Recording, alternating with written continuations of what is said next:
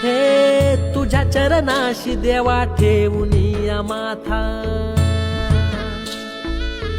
शरण मी आलो घ्याव पदरात आता. तुझ्या चरणाशी देवा ठेवूनिया माथा, शरण मी आलो घ्याव पदरात आता. तूच माय बाप तूच आमचा आधार, तुझ्या चरणाशी नाही कसली फिकीर, कसली फिकीर. हे बाळू मामाच चांग भल बोला उधळूनी भंडार.